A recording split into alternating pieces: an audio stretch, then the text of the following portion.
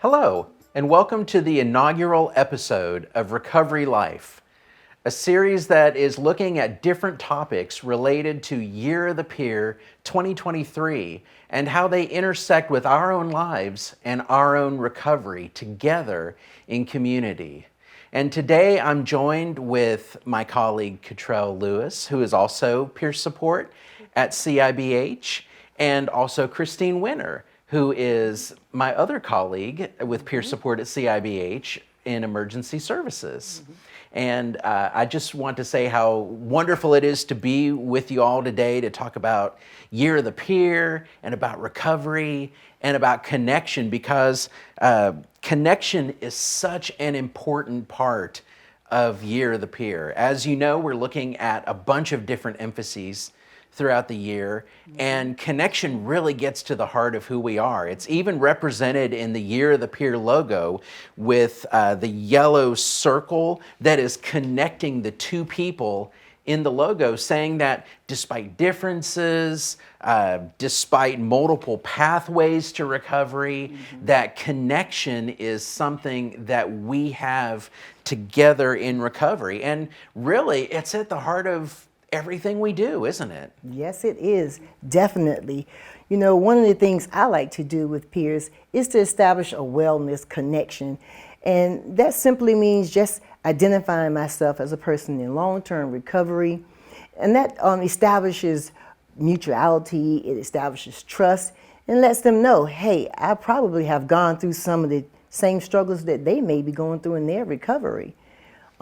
So it's good, and it opens a door of communication mainly that's better than, more beneficial than clinical. I found that in my own work and relating with people, that many times when I let people know that I'm a person in recovery, some of those barriers come down between me and that person as they realize we haven't walked identical paths, but we've walked similar paths. And I think that informs what we do as peer recovery specialists as well, even in how we interact with each other, with mutuality and connection. But as we're working with others, really finding that connection, I know for me has been so important. Yes, it is. We share ways that we found that worked in connecting with others. And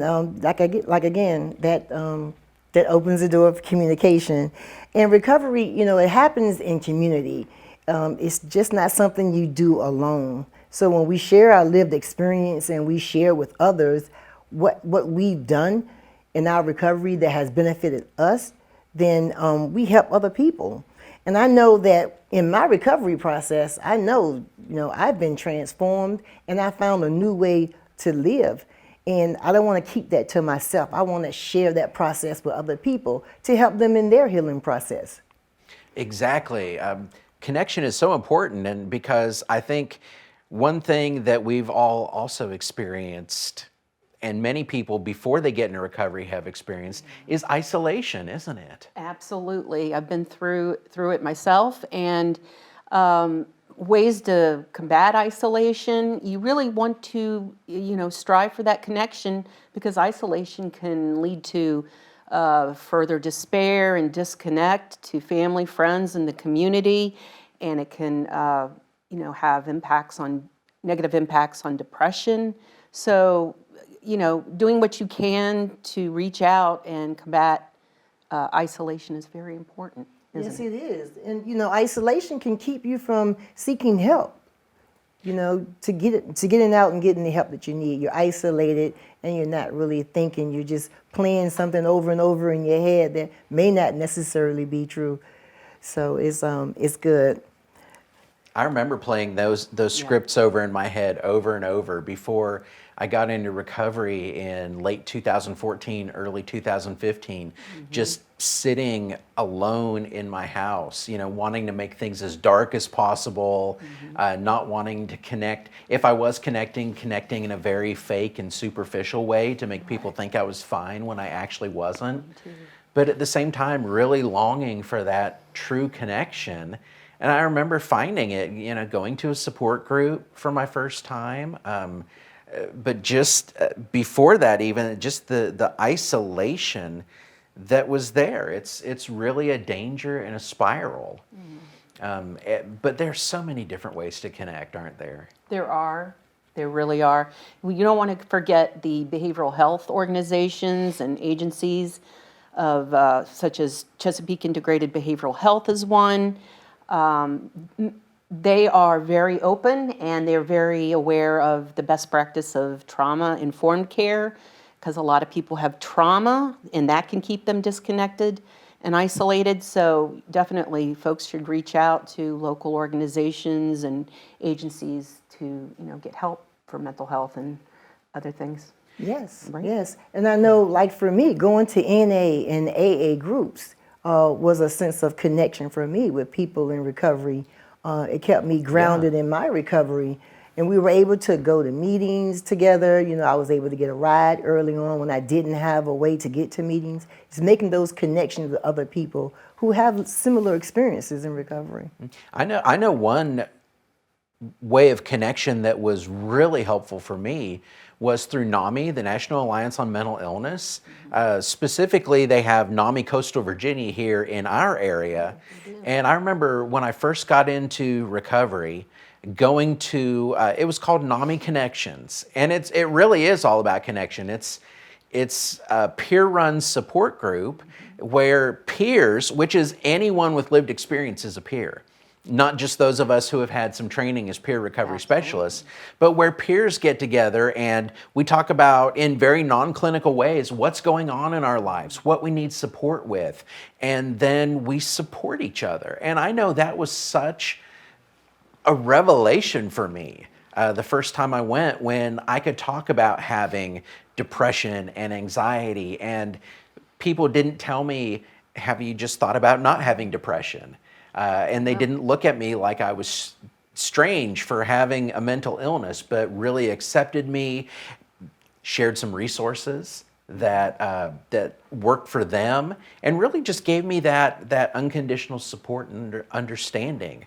I do want to let people know that there is a NAMI Connections group that meets at Chesapeake Integrated Behavioral Health Care, 224 Great Bridge Boulevard, on the second and fourth Wednesdays of every month. I'm one of the co-facilitators, and if anyone would like to come, maybe you're involved in behavioral health services, maybe you're not. But that would be something where people could connect. But that's not the only thing. There's also family and friends. Those sometimes family and friends don't understand, but many times they do, and they want to help and support us, and we can utilize that support. But that's not all, even. I know I availed myself of NAMI. Those groups were very important to my recovery path.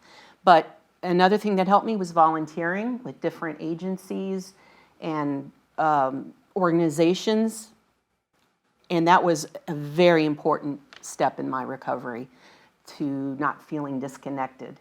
I felt like that really helped me. I wasn't actually working an actual job, but it actually was a job. It was a volunteer job, and it was helpful. And it kind of allowed me to pace myself as I got back into recovery and wellness. So, very important. Right. I know that had that effect for me, that in a very low stress way, I could volunteer, I could regain that sense of self-worth that I had lost because of my depression, or I had misplaced, really, and really find it again. Also, I know one thing that really worked for me with connection was just shared interest groups, where I found people that had similar interests that I did, where we could just get together. It wasn't necessarily a mental health support group or a substance use support group, but we could just have fun. And because of that shared interest, there was already this built-in friendship that was there. So I didn't have to wonder, how am I going to make friends? There was already that shared interest to build on. And I know there's so many things out there, whether you're interested in football or chess or like me, silent film, whatever it is. There is some kind of shared interest group, and many times it's just a Google search away to find something like that in our area. Right. Yes, yes. And also, there's warm lines. If you just want somebody to talk to, you're not in crisis, but you want to make a connection and have somebody that that you just want to talk to. Maybe you haven't even established a support system yet in your recovery process. So there's Mental Health of Virginia, the warm line. Yeah, and that's very different from our 988 crisis line, isn't it? Yes, yes. Because you don't have to be in crisis to call. You can call, you can reach out. There's a peer on the other end, you know, and they're willing to listen to you. Right. And guess what? Look at us now. We've all gotten better, and here we are. Yes. What do we think yes. about that? I think it's a pretty amazing thing. It really is. You know, that we found connection, you know, both with our different groups, also with each other as peers, and that we get to just take a few minutes to share that connection with other people. You know, whether it's through a behavioral health service or through a support group or through a special interest group or a warm line or whatever it is, that there are so many avenues of recovery, and they're just a search, a website, or a phone call away. And with that, it's been such a pleasure just to be with both of you, talk about connection.